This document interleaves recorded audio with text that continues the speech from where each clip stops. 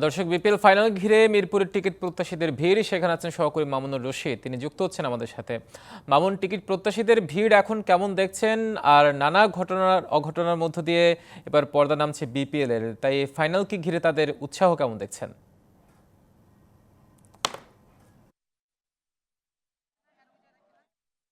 আপনি একটা কথা বলছিলেন যে বরিশালের কি ব্যাক টু ব্যাক নাকি চিটাগং কিংসের প্রথম।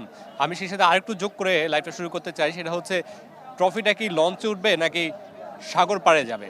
সেই কথাটা আমরা হয়তো এখানে যারা আছেন, আপনি আমার পিছনে দেখতে পাচ্ছেন বেশ মানুষজন জড়ো হয়ে আছেন। তারা আসলে এই মুহূর্তে মিরপুর স্টেডিয়ামে ঢোকার জন্য অপেক্ষা করছেন।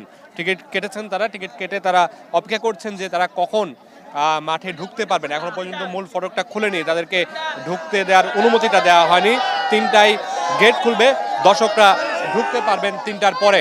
জমজমাট একটা ফাইনালের অপেক্ষায়, জমজমাট একটা ফাইনাল তারা চায় এবং সেই জন্য তারা অপেক্ষা করছেন। আমরা একটু এখানে দর্শকদের সাথে একটু কথা বলতে চাই যে আসলে তারা কোন দলকে কে সাপোর্ট করছেন, কি আশা নিয়ে এসেছেন। আমরা একটু আপনার কাছে আসতে চাই, আপনি একটা প্লে কার্ড নিয়ে এসেছেন, কি মনে হচ্ছে কে জিতবে? বরিশাল, ফরচুন বরিশাল। কেন চিটাগং কেন জিতবে না?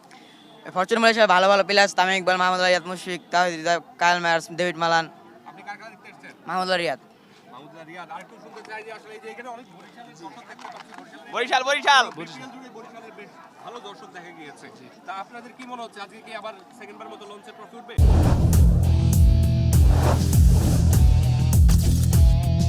ইনশাআল্লাহ ইনশাআল্লাহ অবশ্যই 100% উঠবে। আপনারা কি লঞ্চে করে যান বাড়ি? Tamim is the best ma'am.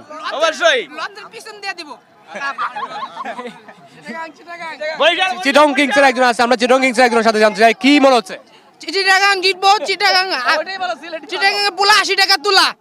বরিশাল্লা launch, ওই লঞ্চ বেচছে আর জীবনই করার লাগবো। ওকে কোনো টাকা পয়সা, ওই লঞ্চ ছাড়া আর কোনো উপায় নাই। আমার মনে হয় আজকে আপনার বরিশালকে হারিয়ে চিটাগাং তাদের প্রথম ট্রফি অর্জন করবে এবং লঞ্চে না গিয়ে এটা সাগর পাড়েই যাবে আমার বিশ্বাস।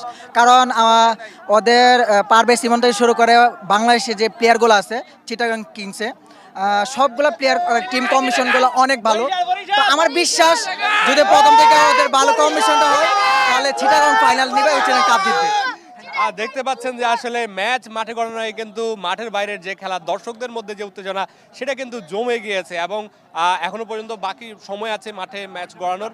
সেই সময় পর্যন্ত আসলে দর্শকরা আরো কি বলেন সেটা আমরা নিশ্চয়ই পরবর্তীতে আবারও জানাবো আমাদের দর্শকদেরকে। অর্থাৎ মাঠের দ্বৈরথের আগে দর্শকদের দ্বৈরথ শুরু হয়ে গেছে। মামুন, ধন্যবাদ আপনাকে যুক্ত হওয়ার জন্য আমাদের সাথে।